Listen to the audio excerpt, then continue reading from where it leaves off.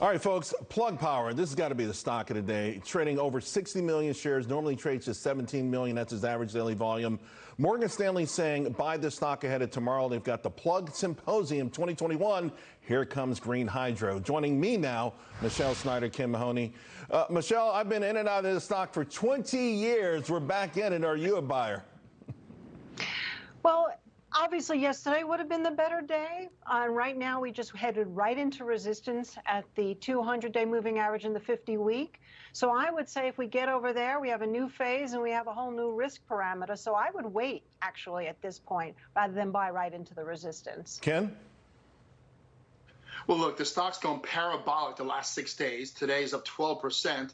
And everybody knows about the conference tomorrow. So to me, Charles, it sets up like perfect sell the news.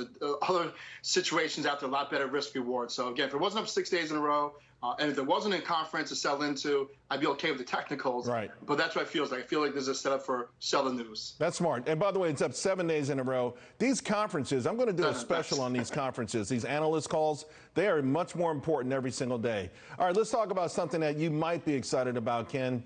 The electric vehicle side. Tesla. That's been hinting at a monster breakout. It really acts great. I mean, considering that Cathie Wood has been lighting up in her position, is this a name you're looking at right now?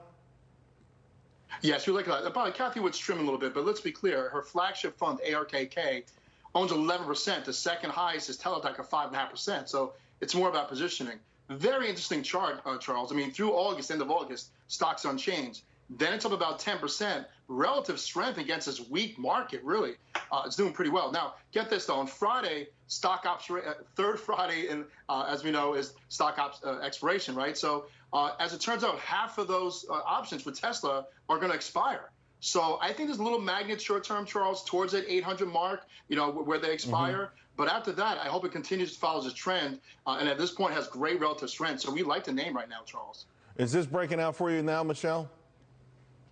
Well, actually, today is having what they call an inside day. Candlestick people know it as a harami, which is a pause, which is a great opportunity if you want to trade it more actively to buy it if it breaks out of yesterday's range, and that high was 812.32, and you can have a pretty light risk to under yesterday's low, which was at 796.57. Right here, that pause could turn out either way, so I would give it another day. Yeah, we took profits a week ago, and I'm like champing at the bit, like, golly, did I get out too soon? But that's how it is with these great high beta names. Hey, today was supposed to be all about financials, right? We're going to lead the charge. The earnings came out. BlackRock doing okay, but almost all the other banks are getting slammed on JP Morgan's numbers. So is there any bank, anything in this whole financial area, Ken, that you're looking at that, by the way, you would own going into their earnings report? So, again, I don't like, first off, if you buy like a day or two before earnings, it feels like Russian roulette. Anything can happen. I don't like that. Right. And by the way, JP Morgan, great management, Jamie Dimon, blows away numbers, and the stock's down 4 points. So any other banks that come up may get greedy like that. And at the same token, I don't like it. So I don't like that setup. I don't like the way JP Morgan traded today. And I think it doesn't bode well for other banks that are going to be coming up on deck.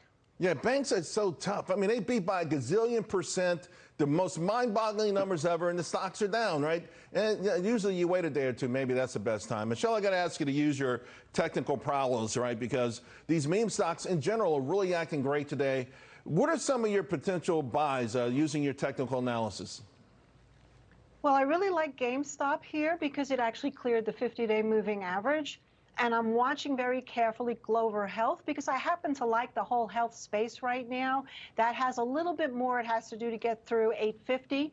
And we can't discount AMC, but it has also a little more work to do. It needs to clear 40. Okay. And then I'd be a lot more optimistic. Yeah. Someone sent me a chart on Twitter. I think it's an ascending triangle. To your point, it's on the cusp maybe of a big technical buy.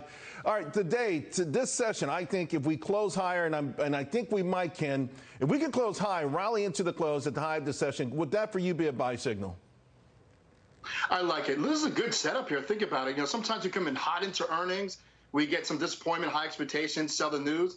we're limping into earnings. All the DC dysfunction. It'd be nice to take that DC dysfunction, put it on the back burner, and let us breathe a little bit. Let these technology companies, the larger ones, you know, the best of the best, go out there and beat estimates and raise guidance. And I think the market today is starting to snoop that out a little bit, Charles. I think so, too. We're seeing the so-called value plays not really doing what they're supposed to do. Michelle, Ken, that was a fantastic segment. I hope people wrote those ideas down.